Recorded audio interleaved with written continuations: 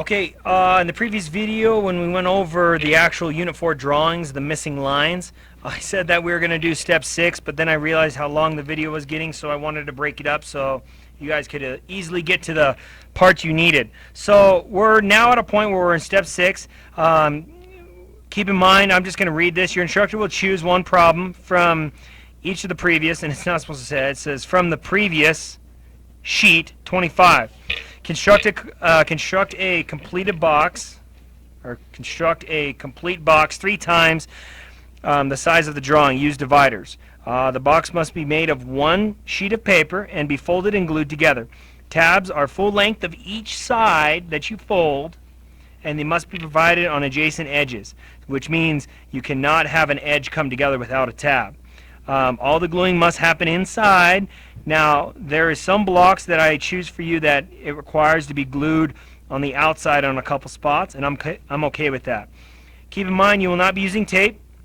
Okay? You may use tape to hold the blocks together for glue, but then it must be pulled off once the glue is dried and you're about to test your block.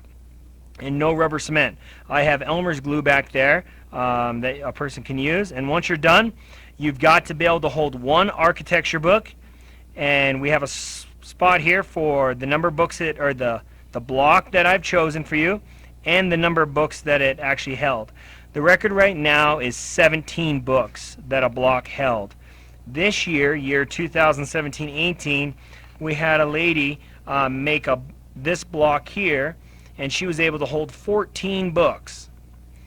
So, with that being said and done, we're going to briefly go over this and kind of explain to you kind of what you required. So, first things first, we got to choose a box or a block for you.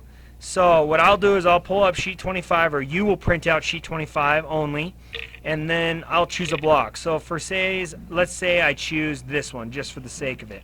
Okay, what you will need to do is you will need to measure this in millimeters and essentially convert it, times it by 4, and then measure it out and unfold it like it's a 2D dimension or an object. It's essentially what you're making is a net.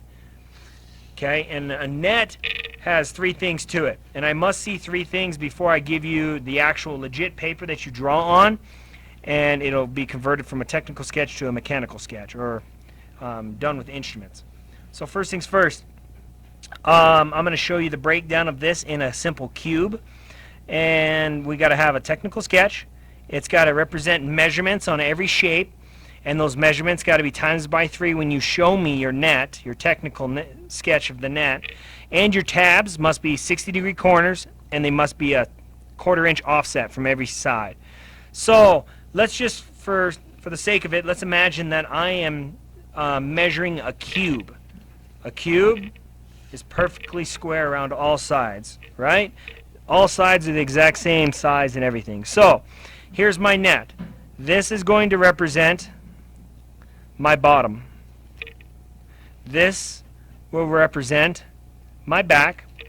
This will represent my front.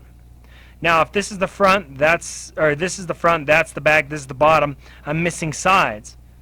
There's my left side, there's my right side. Am I done? No, I'm not, because I need a top. So, where can I put the top? Because it's a cube, I can honestly put it wherever I want. And for just this sake, we're going to put it back here. So, as of right now, I have a technical sketch. Nothing's really done to proportion, and because it's a cube, it's easy to visualize between me and you. So, I need to have measurements on here. Remember, you are measuring in millimeters, and you're converting it times 3. So let's just imagine I come over here and we measure this cube, whatever it is, whatever size, and there's not a cube on here, but let's imagine we do. And one side says 4 millimeters.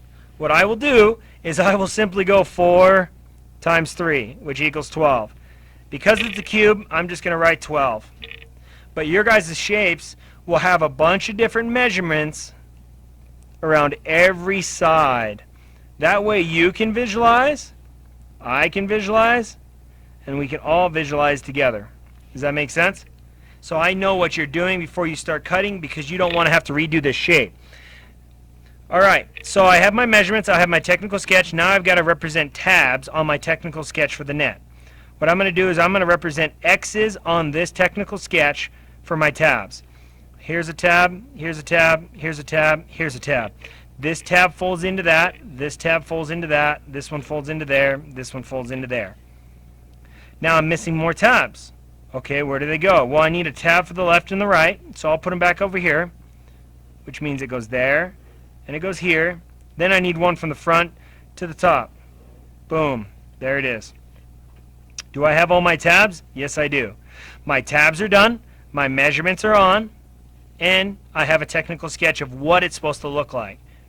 So, with all that being said and done, at that point I will give you a legit paper once I see this. That way I can verify that you're ready to start measuring and to do it in a mechanical sketch, which means 2 portion, 2 size, and with instruments, meaning your T-square, your triangles, all that kind of fun stuff. Now, I'm just going to briefly go over what a tab needs to look like, because this is just a quick explanation, but we're going to just blow it up. So, let's imagine this is my top. I need to have a tab around all 3 sides. So, my tabs are at 60 degrees, which means this angle right here is going to be 60 degrees. And this distance is a 1/4 inch offset from here to there. That's pretty much it. So in the top view, you're going to have a tab here, here. It's going to look like that when you draw it 2 sides in the mechanical sketch of your net.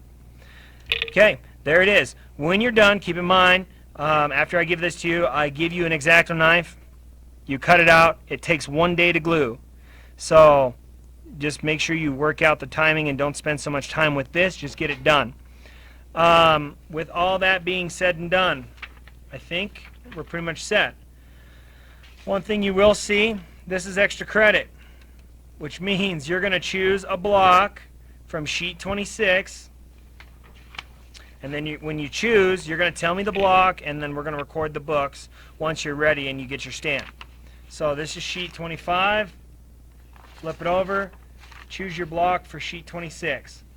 Now, I won't recommend this unless you have really good points, and because it tends to hold people up when they choose a block on the sheet 26. Alright guys, I got nothing else for you. Have a great day.